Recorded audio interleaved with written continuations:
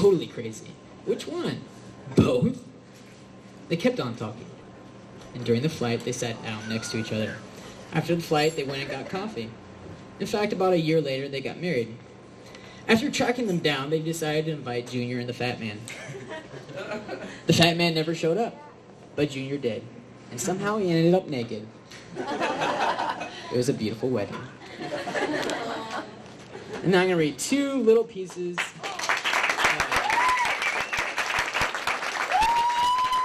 Thank you very much.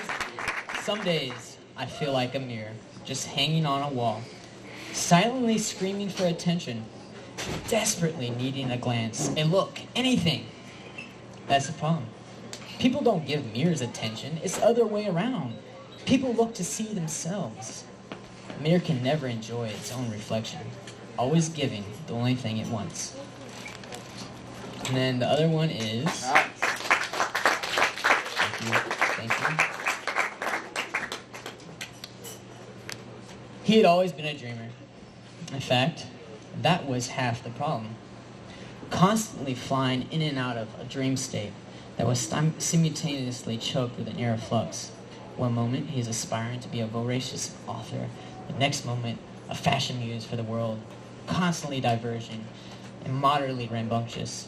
The dreamer is soon likely to metamorphose into a fastidious artist with an obsession for watercolors. Will he ever stick to any of these? No, he never will. I'm already a dreamer, and I know this, and that's the other half of the problem.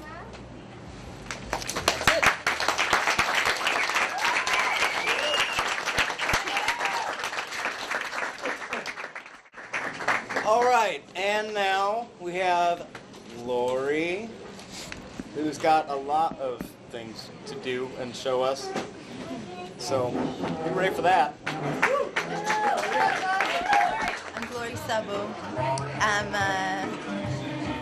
I'm from Hungary originally, but somehow I ended up in Lynchburg miraculously. Thank God. And I do a lot of things. I'm the PR representative of the Reviews Art Space. I'm a writer. I'm a performance artist apparently. I don't really consider myself that, but you know, it's just I do a lot of art and work with a lot of artists, and I love them, all of them. And yeah, art is like my happy place. You are art. You are art. You are art. You are art. You are art. You are art.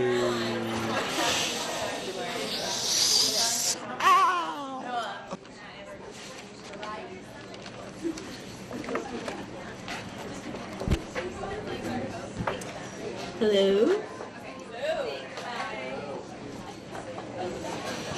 This one is titled Maybe. Why do I think that asking guys about the most important decisions of my life, guys that broke my heart that I still love to some degree, why do I think that's a good idea? Maybe because I still care about what they think. Maybe because that is what I care about the most. Maybe because if they said that they loved me, I would go back in a heartbeat. Maybe if they did ask me, I wouldn't, out of spite. Or maybe it wouldn't be out of spite. Maybe it would be out of a newly found respect for myself. Maybe they should have thought that I was worth it all along. Maybe. There's nothing you can do to meet the right person. You just have to wait. Wait. Wait. Wait. Thank you. You should always share your word because, you know, what if you're the next great thing? You know, you never know. And you might be robbing the world from something meaningful. I don't know. It's just like something to escape to. It's very therapeutic. That's why they do art therapy, because it's amazing what art can do for you. It changed my life. So.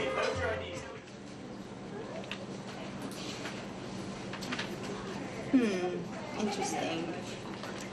Okay, here we go. One day, you wake up thinking it will be a regular day with nothing to look forward to.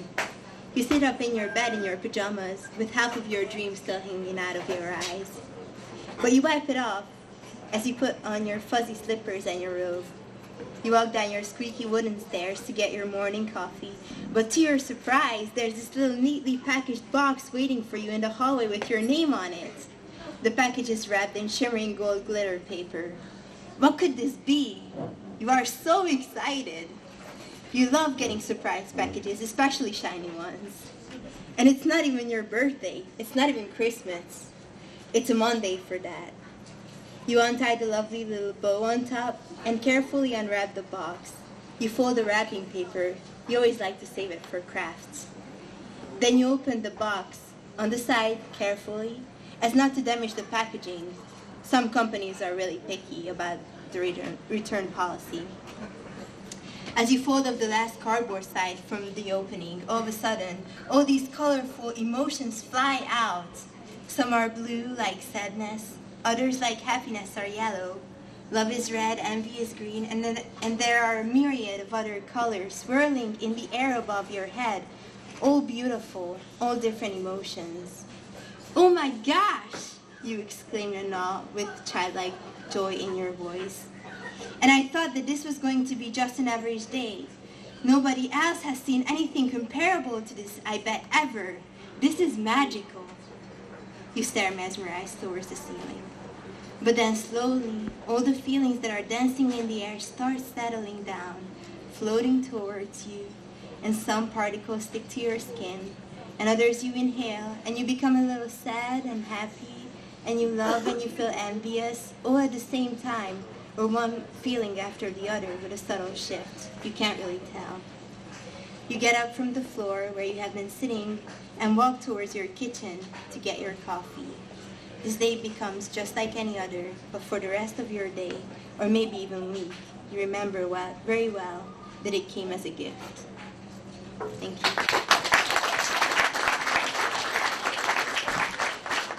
you. You are not allowed to. You deserter, you liar, you cheat. I hate this place, constrained inside of this stupid body. I hate you too. Nothing ever happens here. Last time you left, do I have to remind you? We can hardly function without you. And you got beat up out there, stumped on even. You were miserable and you begged us to take you back. It was just then. This time will be different. Besides, I feel like I'm suffocating here.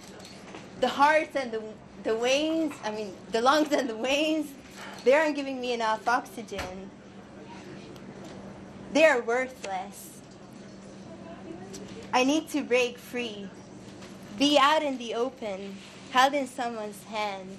You'll kill us all, eventually. God have mercy. You stupid fuck! You ruined everything. Thank you. Chapter 2, based on a true story.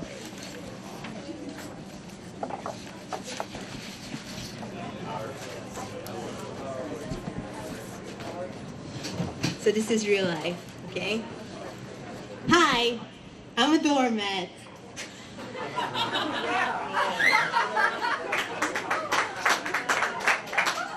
Oh no, I would love to schedule my life around yours. I wouldn't mind at all. Because I'm the fucking doormat of the world. You can't even wipe your shoes on me. At least I can feel like I'm good for something, for other people to walk all over. Thanks for using me, and hope you have a comfortable life. Thank you. You know, like, once you give love, you get love back.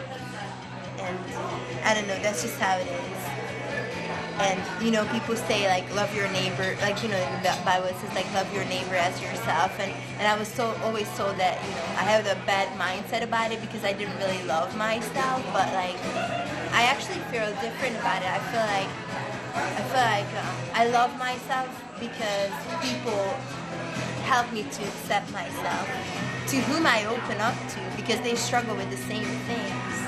So you just gotta open up because everybody's scared and people are so starved out for connections. And once you open up to them, it happens. Magic happens. That's what I'm all about. It's my styled record collection.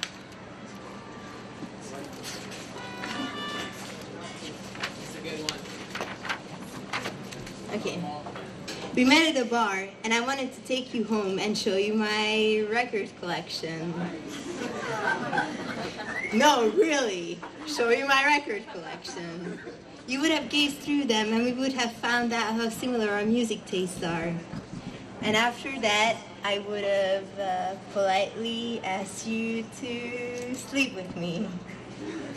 No, really. To sleep with me. Not to have sex, but to hold me in your arms and wake up next to me in the morning. You know how you can't tell this is actually true? Because I'm a girl, and girls usually don't just want to fuck. And if you don't believe me and you really want to fuck someone, fuck yourself. And all the girls said, amen. And the cameraman said, everyone can use a camera. And the photographer said, everyone can take pictures. And the stylist said, everyone can arrange objects. And the graphic designer said, everyone can use a computer. And the painter said, everyone can paint. And the writer said, everyone can write. And the songwriter said, everyone can write songs. And the singer said, everyone can sing songs. And the musician said, everyone can make music. But then everyone else in the world, including other artists, said, but we aren't. And even if we did, we wouldn't necessarily be as good as you are. So it's okay for you to give yourself credit. You're great, and we love you and your work. Be courageous and share with us your beautiful art. Thank you. Thank you.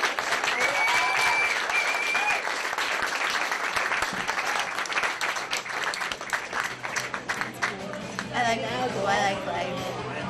It's turning out really good right now. And I think everybody involved, we're just encouraging each other, and we're all emerging artists in a way.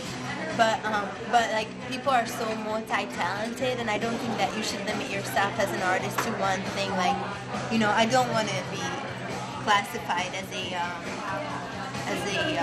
live performer, or as a writer, or as a person who does installations, or as a student, or as an editor. I'm all of these things, and everybody is so multi-level. Like, everybody's personality is so complex that I don't know. And it's okay. Like, you just gotta do everything that you can. That's what I do. And now the last performer is John Hawkins. I'm going to be doing, I guess, about 5 pieces. A lot of them are travel pieces. They're based on either moments in time or the sort of places I've been, and recreating those kind of moments. There's this theme of having lived in blank that kind of runs through everything. Yeah. All right. Yeah, if you want to talk about what any of this means later, go for it. I hope it makes some sense to you. Give me that wall. Give me that wall.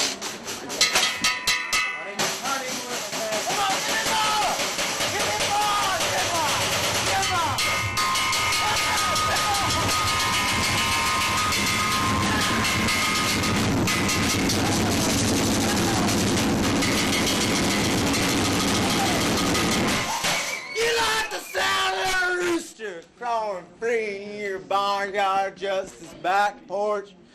Can't see how the changes he's making are any different those from us.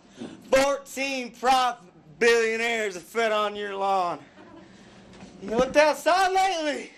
Baby's working downtown at the cigarette store. Convents closing due to lack of sleep. Skin, deer season leftovers falling on the dead floor. Creeping out of shutters and baking on the pavement.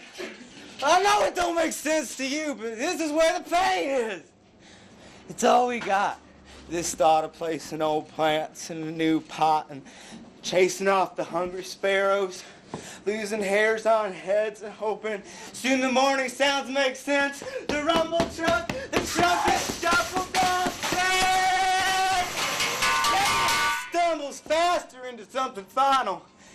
Say it now before the judgment. Smile quick before the dead in many times as the rooster cackles. I don't feel it, but I'm free. That's right. Woo!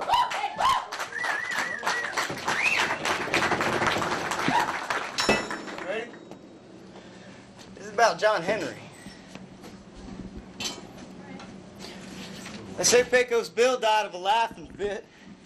Died mocking some wonder-bred Philadelphia lawyer in alligator boots who thought he understood the West. Johnny wandered on into sleep in some tired orchard on the east side of Kentucky. His beard tangled thick in the wild pumpkin vines. Paul just got sick of being the biggest thing alive. Said he saw all a man could see, so he up and walked off the side of the earth. It was easy for all of them, save you and Casey Jones. But Jones was a fool. Wouldn't listen to any of them about passenger trains and bystanders and legends. Thought he could push that engine city to the sky, but landed with a crossbar through his sternum. So you did it to save the jobs of the crew? You did it because the foreman told you you couldn't? You did it because it was 1873. You did it because you hated the machine. It's nonsense chains and turbines and exhaust pipes shackling and shoving and cranking for no reason. How it broke down rock as rock was before it. I couldn't see the tunnel with the train in it one day. Couldn't see the hunger man living in it one day. Couldn't see the 8 children eating from the first man's cutting of the rock. Just shut down when it finished and waited for a new rock to cut. You did it because it felt good! Come on! It felt good! Muscles, hair, and muzzle, the sweat sliding out behind you, the hammer beating a path in darkness for everyone to follow. You did it because you could! Hey, still can't agree on what happened that day in the desert. Talk of a blood vessel in the brain. Some despair, some intellectual collapse in the wake of the discovery that a man can blow through the side of a mountain and die, and the next day be replaced by another. But I don't believe it. Honest to God, Paul and all the others know it. That rhythm split through your nerves. You sang that song your mother taught you. One last time you sang that song, let the wall give that pound, and the rich man's grill shut down. Oh, great rumble in the daylight, with the police smile you saw, all the lay behind you, all the lay before you. Your beautiful brown heart plane exploded. Thank you.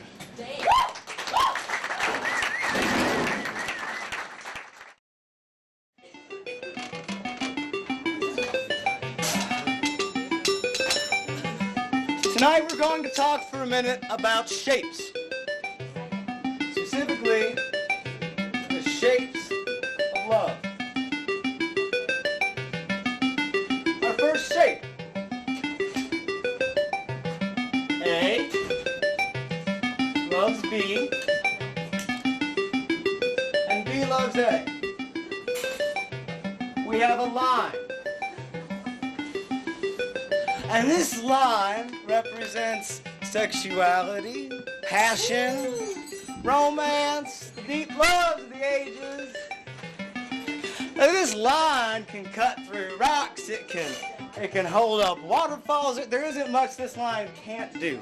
It is strong, and it is good, and it is on fire. But sometimes what happens is C enters the picture. C standing for complication, competitor. And something goes wrong. What is the problem here? Why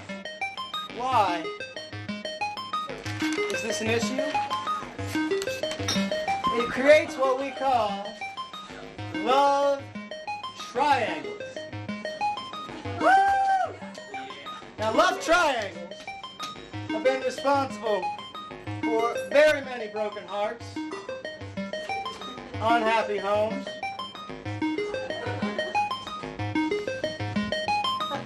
and untimely deaths over the years. Wars, if we believe the old stories, were started over love triangles. What's the problem then? Why are love triangles such an issue? I'm gonna rip this thing. All right. Let's look at what we actually have in a love triangle. Okay. A loves B, and A loves C. And B loves A, and C loves A. But look, very, very rarely is there any love between B and C. I submit to you that this is not a triangle at all. It is a vector. And it is sharp, and it is pointed, and it hurts. It hurts bad. But it usually resolves itself when A chooses one and rejects the other. However, sometimes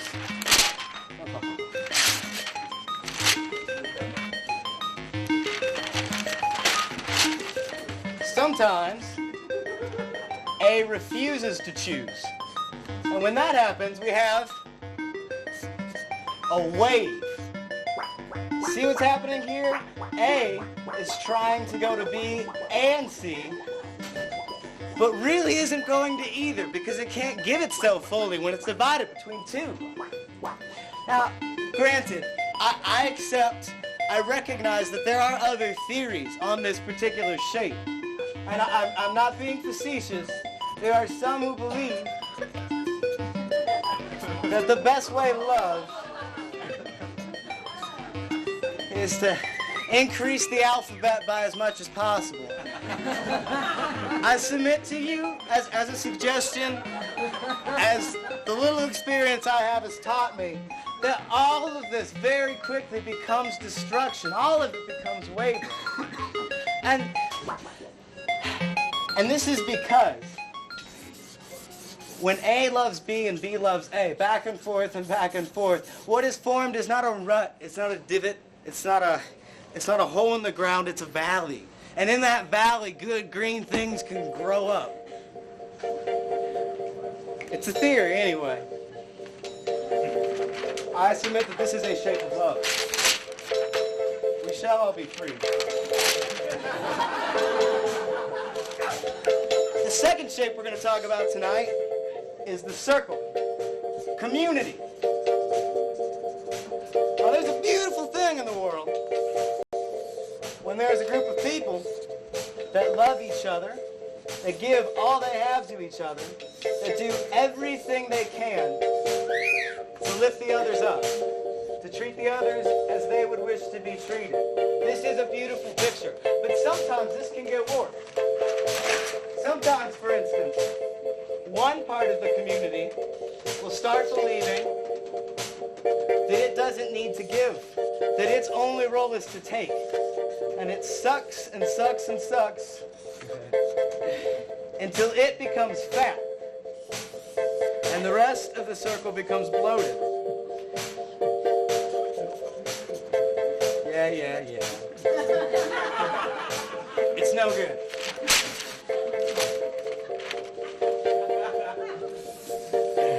The other thing that can happen is one part of the circle, through its pride, through its thinking it doesn't need anyone else, can refuse to receive. And at first this seems noble. But really, what happens is, because nobody can live without anybody else, this part of the circle becomes sick. It dies. And what you're left with is a crater in the circle. And the community is lessened by that. So what we need and some kind of stasis, some kind of buffer. Something acting to hold the givers in place and to hold the takers in place so that all are giving and taking in different ways at different times. There's a mystery here, and I submit to you that this mystery involves a true triangle that works on the community from outside and then moves into the community from the inside. This is a mystery we don't have time to talk about now, but it's enough to say that if a force that gives itself away purely and fully and in all its power were in fact to exist, it would enable a community to be held up in love in a way that would be freeing to all of us. Thank you.